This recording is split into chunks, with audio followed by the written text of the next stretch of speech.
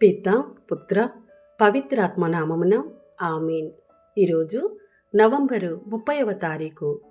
మత్తయి సువార్త 24వ అధ్యాయము 37వ వచనము నుండి 44వ వచనం వరకు. నోవా దినముల యందు ఎట్లుండెనో అటులనే మనుష్య కుమారుని రాకడయు ఉండును. జలప్రలయమునకు ముందు నోవా ఓడలో ప్రవేశించు వరకు జనులు తినుచు త్రాగుచు వివాహమాడుచుండిరి. జలప్రలయము ముంచెత్తి వారిని కొట్టుకొని పోవు వరకు వారు ఎట్లు ఎరుగకుండిరో అట్లే మనుష్య కుమారుని రాకడయు ఉండును.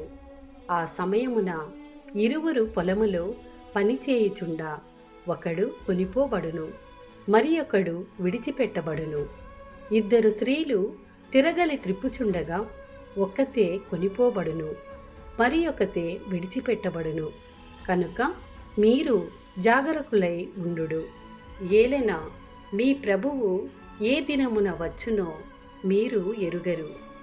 దొంగ ఏ గడియలో వచ్చునో ఇంటి యజమానికి తెలిసిన ఎడల అతడు మేల్కొని ఉండి తన ఇంటికి కన్నము వేయనీయడు.